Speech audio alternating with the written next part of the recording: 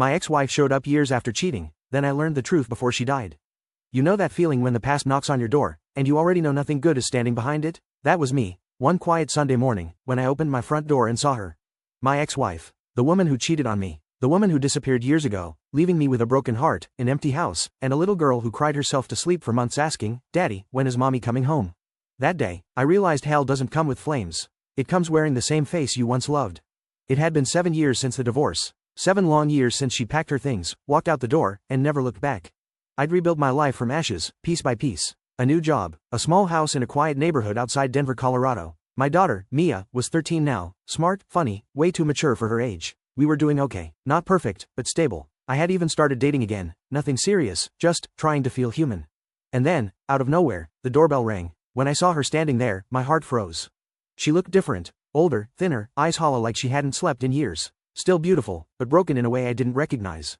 "Hi, Jack," she said. Her voice trembled a little. I didn't answer. I just stared, waiting for my brain to catch up.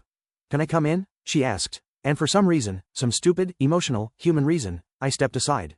She walked into the living room like she still remembered every corner of it, like the past 7 years hadn't happened. Her eyes landed on the photos on the wall, especially one of Mia, smiling wide at her last school play. "She's grown so much," she whispered. I clenched my jaw. "Yeah, she grew up without you." Her lips trembled. "I know, and I'm sorry." Sorry. That one word hit me harder than I expected, because sorry was what she said the night I found out she was cheating. It was 7 years ago, back when I thought our marriage was solid. We had our fights, bills, late nights, the usual stuff, but I thought love could fix anything. Until I got that message. A random DM from some guy on Facebook. He said, "Man, I think your wife is sleeping with my friend." At first, I laughed it off. Then he sent the photos. Her, in a bar, sitting close to some guy, hand on his leg, laughing the way she used to laugh with me.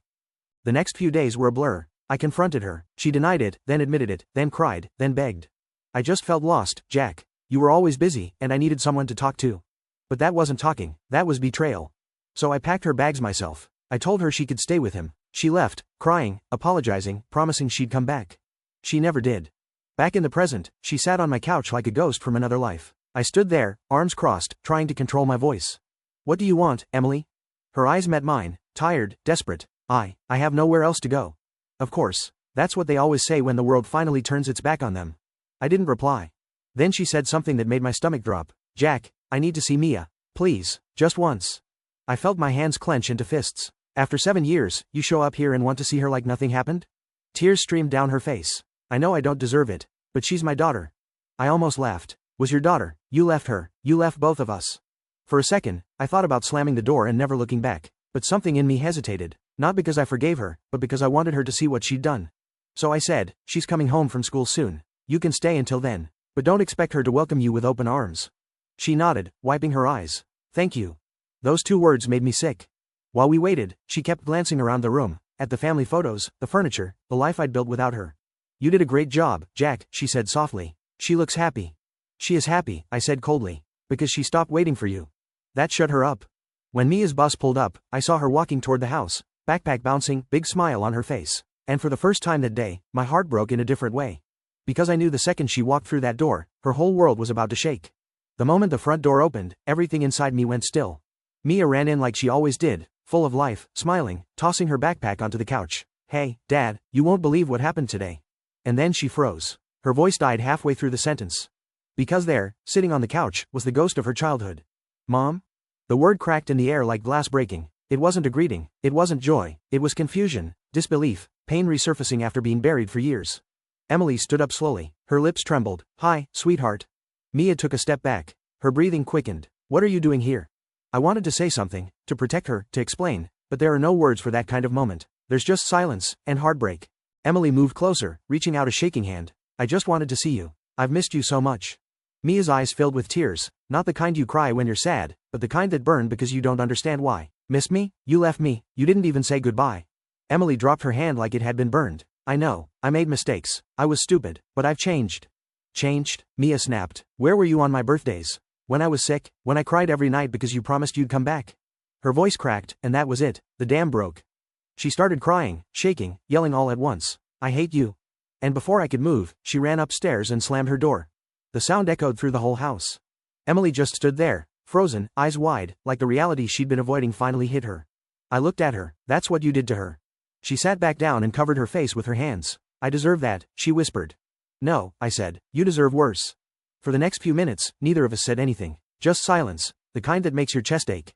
Then she looked up. Jack, I didn't just come to say I'm sorry. I came because I need help. There it was. The real reason. I leaned back. Of course you did, you always do. She shook her head quickly. It's not like that this time. I'm sick. My heart skipped a beat. What do you mean? I have stage 3 lymphoma, she said quietly. It's been bad. I'm doing treatment, but I can't afford the next round. For a second, everything went blurry. Because for all the anger I carried, she was still the mother of my child. And hearing the word cancer, that hit differently. But I didn't let it show. So you're here for money? I asked. Her eyes filled with tears. No, well, yes, but not just that. I want to see Mia. I want her to know me before it's too late. I wanted to scream, to tell her she didn't get to play the dying mother card after walking away. But something in her tone, the shaking voice, the raw honesty, stopped me. That night, after she left, I sat in Mia's room. She was curled up on her bed, face buried in a pillow. When I sat beside her, she didn't move. Why is she here? She finally asked, voice small. I told her everything. About the illness, about how long it had been, about how I didn't know what to do. She didn't answer right away. Then she whispered, is she really dying? I don't know, I said softly. Maybe, but she's trying to see you again. Mia turned her head toward me, eyes red, but clearer now. She doesn't get to just show up and pretend she cares. I know. But, she paused, voice trembling, I don't want to regret not seeing her either. And right there, I realized how much stronger she was than me. The next day, I called Emily and told her she could come by, but only if Mia wanted it. She agreed instantly, her voice breaking with gratitude. That weekend, Emily came back, this time with flowers and a trembling smile. Mia didn't hug her, didn't even sit too close. But she stayed. They talked, awkward at first, like strangers trying to remember a language they once knew. Emily told stories about when Mia was a baby, about how she used to sing her to sleep. And slowly, very slowly, Mia started to listen. Not forgive, not yet, but listen. Over the next few weeks, Emily visited often. Some days she was strong, full of life. Other days she could barely walk up the porch steps. Mia started helping her, bringing her water, sitting beside her while she rested. One night, after Emily left, Mia said quietly, she's really sick, isn't she? I nodded. She's different, she added. I don't think she's lying this time. And that hit me, because for years, every word out of Emily's mouth had been a lie. But this time, it felt real. Then came the night everything changed. It was almost midnight when my phone rang. It was Emily's number, but it wasn't her voice on the other end. Is this Jack Parker? A man asked. This is Dr. Lawson from Denver General. Your ex-wife was brought in a few hours ago. I'm afraid, it doesn't look good.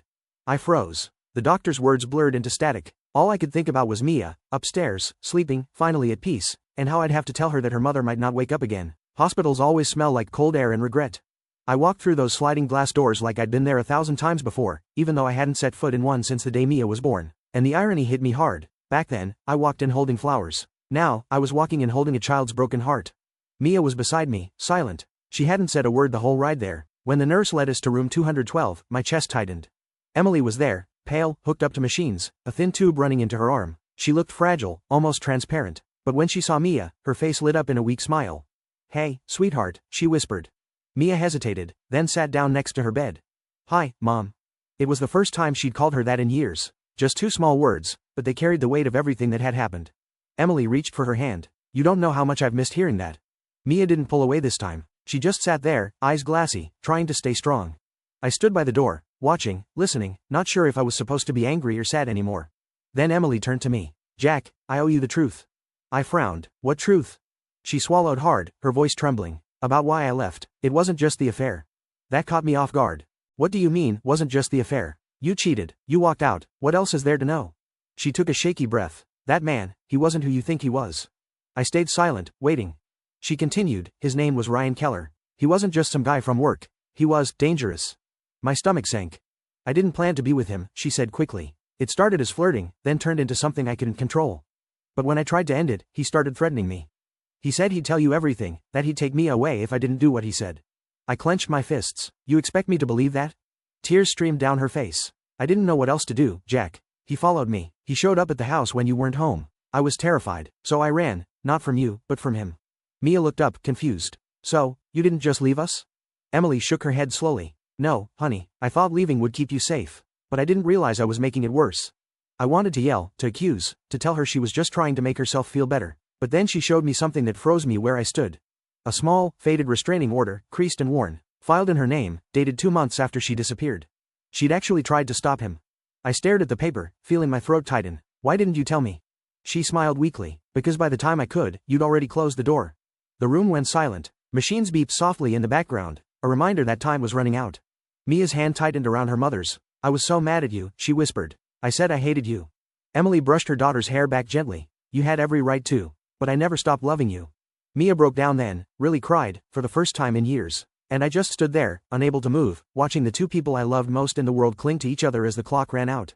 Hours passed like minutes. The doctors came and went, but I barely heard them. All I remember is the way Emily looked at Mia, peaceful, almost smiling, when she whispered her last words. Be kind, baby, even when it hurts. And then, she was gone. The monitor flatlined. The world went quiet. Mia buried her face in her mother's hand, sobbing. And all I could do was stand there, wishing I'd asked more questions, listened more, hated less. The funeral was small. Just close friends, a few of her relatives, and us. Mia placed a small drawing on the coffin, a picture of the three of us holding hands. She said it was the family we should have been. That night, as we sat on the porch, she leaned against me and whispered, Do you think she really changed? I thought for a long moment before answering. Yeah, I said softly. I think she finally became the person she always wanted to be. Just, too late. Months passed. Life moved forward, as it always does, even when you wish it wouldn't. But something in our house had shifted. The anger was gone. The emptiness, not as loud anymore. Mia started volunteering at a cancer support group, said she wanted to help other kids who lost parents. And me, I learned to forgive, not for her, but for myself. Because sometimes forgiveness isn't about letting someone back in, it's about setting yourself free from the weight of what they did. And every now and then, when I pass by that old photo of us, the one from before everything fell apart, I still whisper her name. Not out of love, not out of hate.